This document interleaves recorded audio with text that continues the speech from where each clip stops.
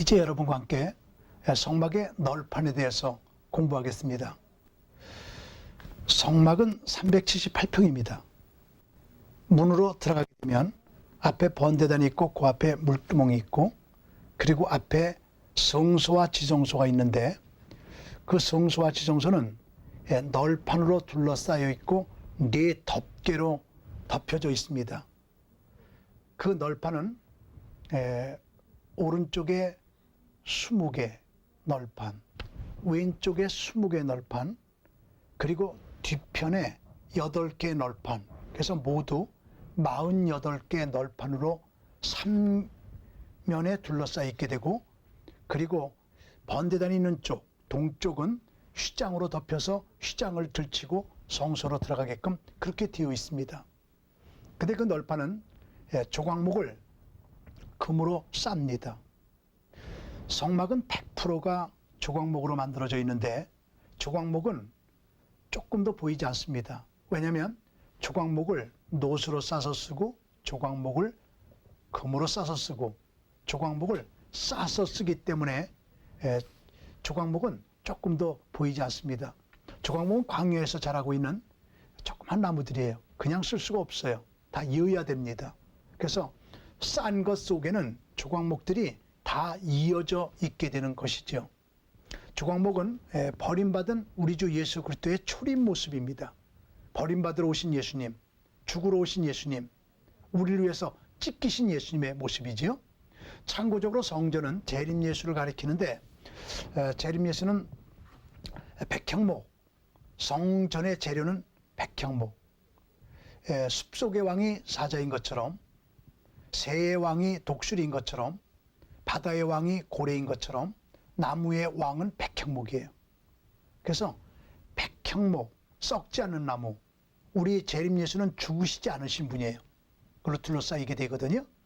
그래서 조각목을 금으로 싸가지고 성소와 지성소를 빙 48개 널판으로 둘러싸게 되는데 그 높이가 5m입니다. 그리고 그 밑에는 받침이, 음받침이 2개씩 있습니다. 그러니까 96개의 음받침이 되는 것이죠. 그래서 하나님의 집은 조각목을 금으로 싼 널판 48개가 둘러싸여 하나님의 집이 이루어지게 되는 것입니다.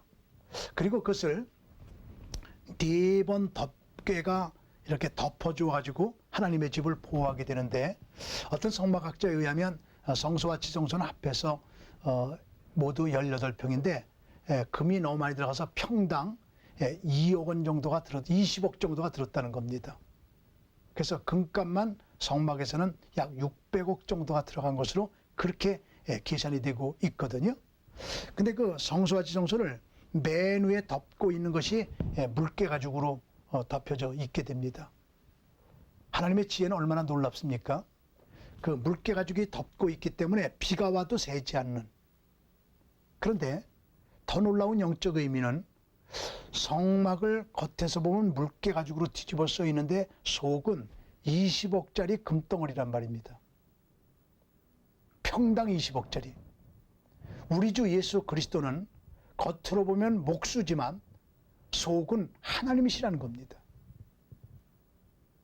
우리 주 예수 그리스도의 고기성이 거기에 나타나 있는 것이거든요. 하필이면 거기에 물개 가죽을 썼을까요? 하는 그런 문제가 많이 성막론에서는 논의가 되고 있는데 이스라엘 백성들이 어떻게 물개 가죽을 갖고 나왔을까요? 무엇 때문에 갖고 나왔을까요? 한번 그 연구해 볼 필요가 있습니다. 지금 구두 만들기 제일 좋은 가죽은 소가죽이에요.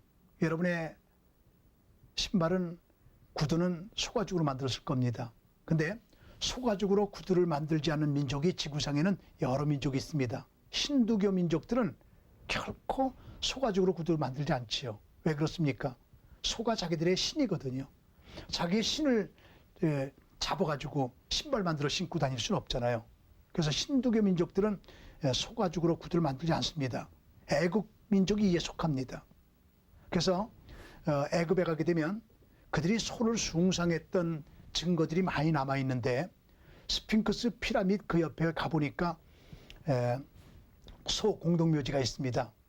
사람이 죽으면 관이 30만 원인데 소가 죽으면 관이 1000만 원짜리 관도 있습니다. 화강암으로 되어 있습니다. 그래서 소를 그렇게 숭상한 겁니다. 그래서 애굽 민족은 소가죽으로 구두를 만들지 않았거든요. 거기에서 400년 동안 산 이스라엘 백성들이 그들의 문화를 본받아서 소가죽으로 구두를 만들지 않았습니다. 그들도 소를 숭상했습니다. 이스라엘 백성들이 소를 숭상했다는 증거가 있는가요? 그들이 광야에 나왔을 때 금들을 거두어 가지고 하필이면 금송아지 만들잖아요. 금으로 만들었다는 게 중요할까요? 송아지 만들었다는 게 중요할까요? 둘 다 중요한 겁니다. 하필이면 금으로 돼지 만든 게 아니에요. 금으로 독수리 만든 게 아니에요. 금으로 송아지 만들었다는 것은 소를 숭상했다는 증거거든요. 그런데 구두 만들기 두 번째 좋은 가죽이 물개 가죽입니다. 그래서 이스라엘 백성들이 물개 가죽을 갖고 나온 이유는 광야를 걸어가면서 신발 해지게 되면 그 물개 가죽으로 신발 만들어 신으려고 갖고 나왔던 겁니다. 에스겔서에 보면 물개 가죽으로 구두 만들었다는 얘기들이 많이 나옵니다. 그런데 그들이 40년 걸려서 가나안 땅에 들어가리라고 생각했던 사람들은 없습니다. 만일 40년 걸린다고 했으면 한 명도 안 나왔을지도 모릅니다. 그건 걸어서 가도 18일이면 갈 수 있는 거리거든요. 그러니까 물개 가죽을 조금 갖고 나왔던 겁니다. 시내산에서 하나님께서 내 집 짓게 물개 가죽 바쳐라. 그러니까 자기들이 신발 만들어 신으려고 했던 물개 가죽을 다 갖다 바쳐가지고 결국은 하나님의 집이 이루어지게 된 것이거든요. 그 다음에 놀라운 얘기가 있죠. 신발 만들어 신으려고 갖고 나온 물개 가죽을 하나님의 집 짓는다고 해서 다 바치고 나니까 40년 광야 생활하는 동안에 옷이 해지지 않고 신발이 닳지 않았더라 라고 나왔잖아요. 물개 가죽 바쳤다는 이야기하고 신발이 해지지 않았다는 얘기하고 붙어있는 얘기예요. 지금부터 150년 전, 지금부터 200년 전 나온 구라파 또는 이세에서 나온 책들을 구해서 보니까 이 얘기가 벌써 해석이 되어 있었는데 우리나라는 지금까지도 신발 만들려고 했던 거 바쳤다는 얘기하고 이 신발이 해지지 않았다는 얘기들하고 연결을 못 시켰습니다. 무슨 얘기입니까? 내가 쓰려고 하던 거 하나님이 필요하다고 할 때 드리면 하나님은 내 생활 책임져 주는 것이다.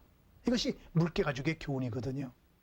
만일 그때 하나님이 물개 가죽 필요하다고 할 때 안 바쳤더라고 하면 어떤 신발을 10년 신습니까? 어떤 신발을 20년 신습니까?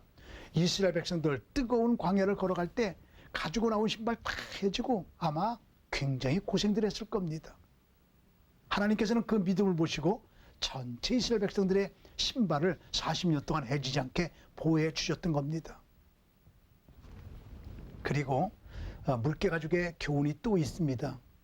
물개는 수륙 양성 동물이에요. 바다 속에서 살고 땅에 나와서 살고. 그래서 물개는 지금까지 어떤 동물과 싸워도 진 적이 없답니다. 바다에서 싸우려고 하다 지면은 육지로 나오면 되잖아요. 육지에서 싸우려고 하다 지면 바닷속으로 들어가면 되잖아요. 도망간 적은 있어도 진 적은 없다는 거예요. 물개는 승리의 상징입니다. 공교롭게도 제가 미국의 육군사관학교, 해군사관학교, 공군사관학교 다 한번 둘러본 적이 있거든요. 미국의 사관생도들은 100%가 다 물개 가죽 신발을 신고 있습니다. 너희들은 승리해야 되는 군사다라는 것을 의미하기 위해서 그렇게 하고 있다는 걸 제가 거기서 직접 들었습니다. 물개는 승리입니다. 우리 주 예수로부터는 승리입니다. 병으로부터의 승리, 문제로부터의 승리, 모든 것에 승리할 수 있는 게 우리 주 예수 그리스도의 모습이거든요. 이 성막은 말할 것도 없이 교회의 상징이지 않습니까? 교회는 겉으로 보기에는 물개 가죽이라 할지라도 속은 평당 20억짜리 건물. 다시 말하면 교회는 겉으로 보기엔 초라해도 속은 하나님이 계신 분, 하나님이 계신 곳, 지성소가 하나님이 계신 곳이 아닙니까?